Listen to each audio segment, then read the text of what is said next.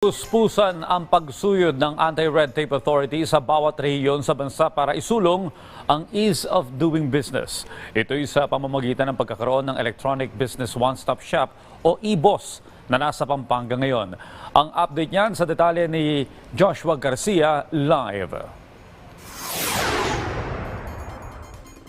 Rise and Shine Pilipinas, Rise and Shine Audrey, tama ka dyan. Ito na ang ikalawang araw ng Central Luzon Ease of Doing Business Roadshow ng ARTA dito sa Clark, Pampanga. Audrey, continuation ito ng kanilang bagong Pilipinas Town Hall Meeting at region-wide orientation kasama ang mga ahensya ng gobyerno at lokal na pamahalaan.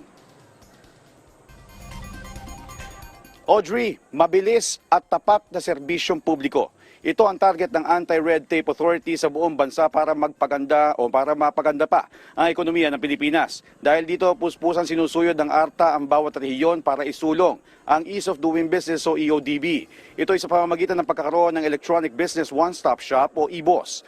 Hindi lamang sa mga government agencies kung hindi maging sa mga lokal na pamahalaan.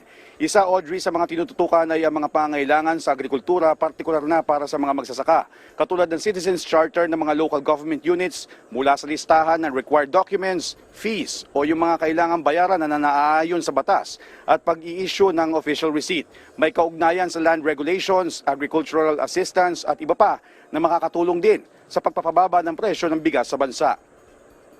Kung efficiency, pinag-uusapan, bureaucratic efficiency, maaaring magresulta din ng efficiency sa delivery of services at efficiency sa production ng ating mga farmers. So, maaaring magkaroon ng effect dun sa lower reduction of production cost, no? Lalo na kung nakaka-avail sila ng maayos na services from the government. Audrey, ayon naman kay ARTA Director General Secretary Ernesto Perez, hindi dapat pinahahaba ang proseso sa pagbibigay ng business permit sa mga lehitimong negosyante, lalo kung kumpleto naman ang mga ito sa requirements at dokumento. Sa pamamagitan kasi nito, marami ang mas mahihikayat na magnegosyo na magbabayad ng buwis.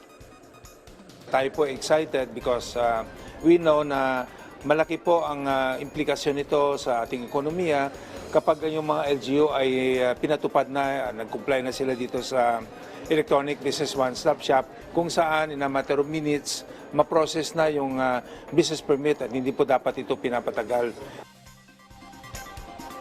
Kahapon, Audrey, ay pinarangalan ng ARTA ang ika-37 LGU ng EBOS Commendation ang Pulilan, Bulacan sa pamumuno ni Mayor Maria Rosario Montejo.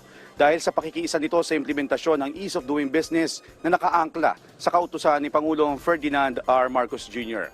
Audrey, ayon kay ARTA Secretary Perez ay magpapatuloy ang kanilang information sharing crusade at hindi sila mapapagod na puntahan ng mga LGU at ahensya ng gobyerno para ipatupad ang digitalization para makamit ang full implementation ng Ease of Doing Business sa buong Pilipinas sa taong 2028. At yan muna ang mga pinakauling balita dito sa Clark, Pampanga. Balik sa iyo, Audrey. Maraming salamat, Joshua Garcia.